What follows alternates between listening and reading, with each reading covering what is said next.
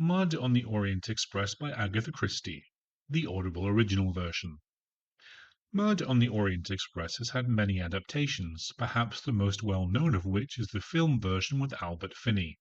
For me, however, Finney was a very poor Poirot, even without comparing him to David Suchet or Peter Ustinov.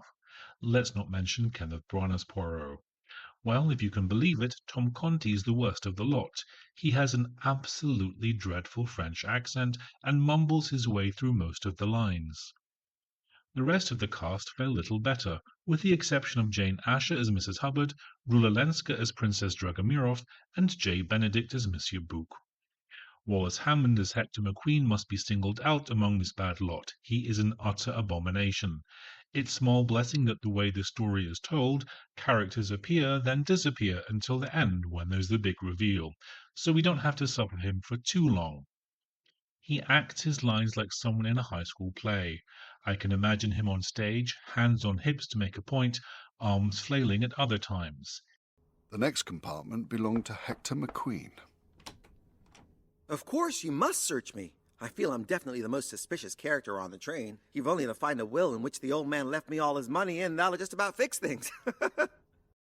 He is excruciatingly bad, and it's shocking when you realize that this is his chosen profession. He is really not up to the job. The main problem with most of these actors is that they cannot do accents. They're utterly hopeless, and it really does spoil what is a great story.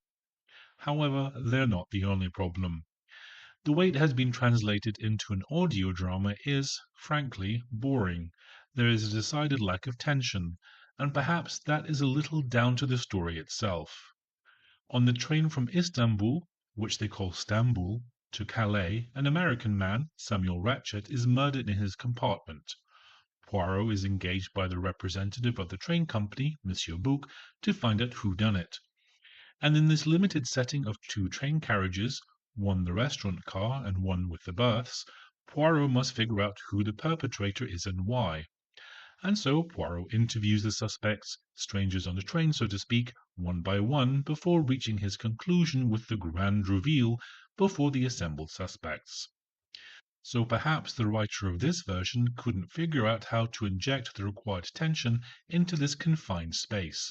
But it can be done, and was successfully done by the BBC in their radio adaptation in 1992, written by Michael Bakewell.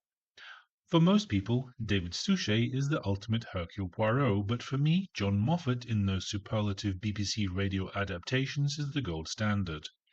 The BBC version of Murder on the Orient Express is streaks ahead of this. It's in a different league. Audible have also done The Mysterious Affair at Styles, this time with Peter Dinklage as Poirot. I'm afraid they'll have to keep going before they find and stick with an actor to play Poirot, as he's also bad. Again, the accent is beyond him. Don't buy this, buy the BBC version instead. You'll thank me. All in all, I'd give the adaptation 2 out of 5 and the performance 2 out of 5 as well. Have you listened to this version of the story? What did you think? Let me know down below in the comments. Thanks for listening.